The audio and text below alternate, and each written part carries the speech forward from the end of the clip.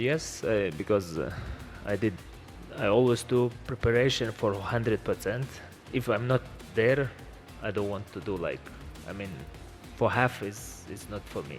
Archer Beterbiev has clarified that just like his previous opponents, Dmitry Bivol won't make it up to the 12th round. These two and the whole undercard were assembled for the promotion of their upcoming event. The event is named the Four Crown Showdown, referring to the 4 light heavyweight belts on the line. Artur is impatient, waiting for the fortunate night when he will become the only king of his division. He recently posted some tweets that added fire to the animosity of this fight. I don't really like to talk much. I'll say it briefly. There will only be one undisputed champion. Moreover, Beterbiev's recent sparring partners have disclosed some brutal insights about his preparation. What these guys are experiencing firsthand is completely insane. And here is what the first punch of Beterbiev feels like. I'm sparring. Ding dong, the bell ring. So I hit it with my pump fake, hit it with the pump fake, hit it with the pump fake, then threw a jab, and he came over it.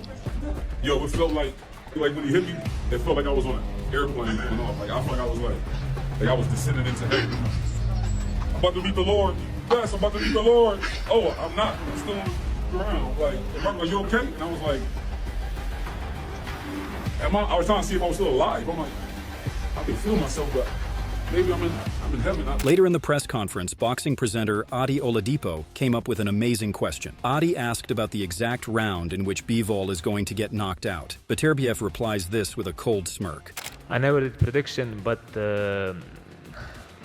and I never want to knock him out someone, It's happened like I always more focus for different details, like to prepare to do good things. It's for me good things. And again, for both of you, so far so good, 2 unbeaten fighters. This is what we want, right? Dmitry Bivol also came to the event with a blow-for-blow attitude. He slammed those who were overlooking him in this fight and said, "This is my goal when I came to pro boxing. Of course, I put my target that I need to be the best in where I'm doing. In light heavyweight division, I have to be the best, and this is the final fight to prove myself." Bivol also shared that he's been boxing since 6 years old. Nobody can understand how hard his path to glory was, how many sacrifices he made.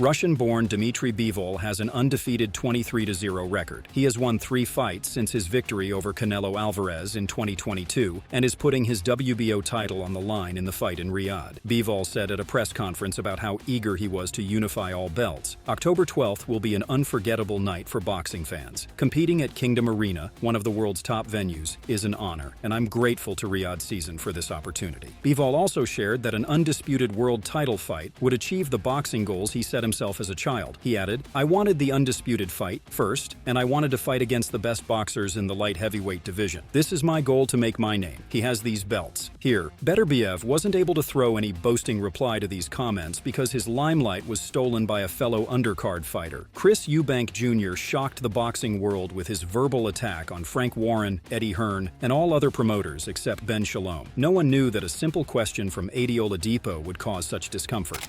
Chris, you're back, and it's good to see you back as well. New promotional team, new trainer for this camp as well. On the promotional team, you've chosen boxer. Why? Why boxer? Because every other promoter out here is a scumbag. That's why. We've got Frank Warren behind me. Been lying and cheating his way through boxing for the last couple decades. Sued me for a couple $100,000 a few years ago, so obviously I was never going to go with him. You guys are scumbag. Moving forward, Eubank Jr. highlighted his bad experience with some of the most influential people in the building, and he started his response with a remarkable rant at Frank Warren. Calais Sauerland, had me locked up. Speak up, I can't hear you. Calais Sauerland had me locked up in a terrible contract for the last few years, squeezing money out of me at every opportunity. Scumbag. Eddie Hearn, Frank Smith, they did everything they could to try and make this fight against Conor Ben We've got to listen to this scumbag. Still go ahead. Why do you fight Hamza Sharad, scumbag? After knowing that that he was on steroids. After that, Chris moved towards the other dirty fishes and started thrashing them one by one. Eubank Jr. is making his return on the undercard in Riyadh against Kamil Sarameta. After bursting on these fellow Brits, Jr. paid the necessary credit. I would say the only promoter I know for sure isn't a scumbag is His Excellency, Turki Al-Sheikh. This is a man who isn't trying to take money from fighters. He isn't trying to use lawyers and accountants to try to lock fighters up in slave contracts. He's a man of God, a man of religion. That's what's most important to the people of Saudi Arabia. He just wants to put the biggest fights on, the best events on, and pay fighters what they're worth. Oh, and Ben Shalom's a very cool guy too. After this, the Bivol Beterbiev Press Conference was turned into a brawl room. Frank Warren was highly offended, and he recorded his protest afterwards. He warned Eubank Jr. of another lawsuit in a chat with TalkSport Boxing. He was sued by me for a legal breach of a contract, and I was successful in suing him, and he paid substantial damages. Now, what he can't accept is what's legal and what's not.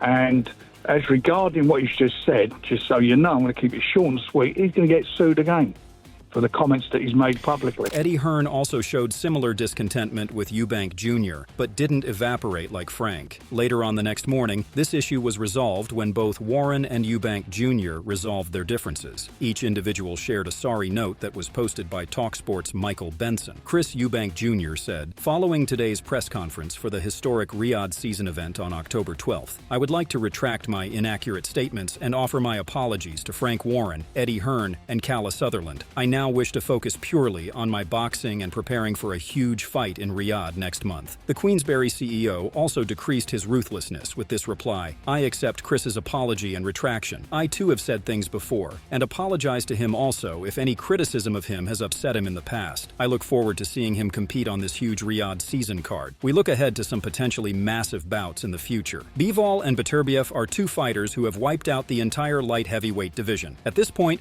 the only guys curious about their results belong to super middleweight. One of them is Canelo Alvarez. Canelo Alvarez considers that Beterbiev is a serious knockout artist but lacks the agility of Bivol. If Bivol can stay on his toes and avoid getting slammed in the initial rounds, he might outsmart Beterbiev. But if he gets trapped, Beterbiev's thunderous hooks will end the fight in a second. I think if Bivol have the condition and the very good game plan to go there in and out and do all these things, I think he wins. But if not, if he go a little bit in the corner or something in the ropes, it's gonna be hard for him because Beterbiev is a very hard fighter.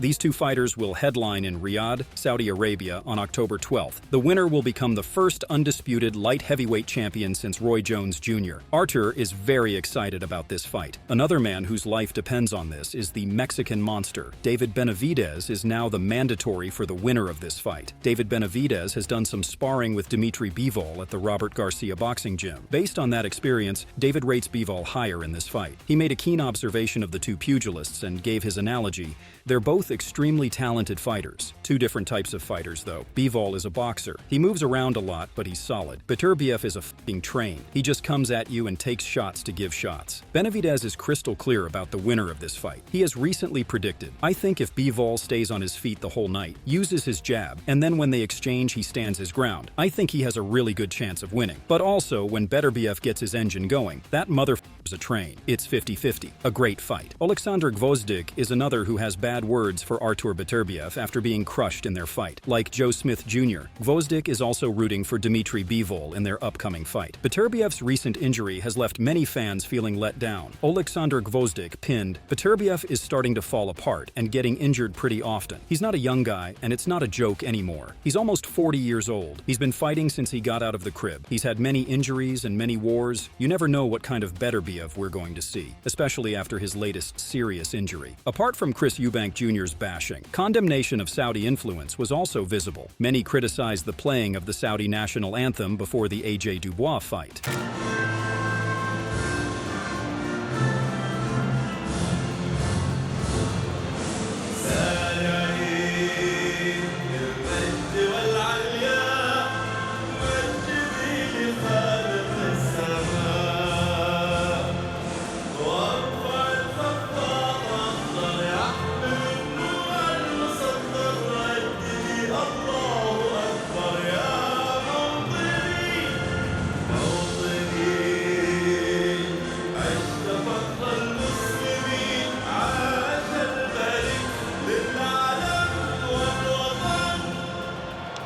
Sports pundits are conceiving this Muslim anthem as a disrespect to Wembley, which was initially a cathedral. TV presenter Jeff Stelling actively led this war front. We're late, but I just want to say one thing.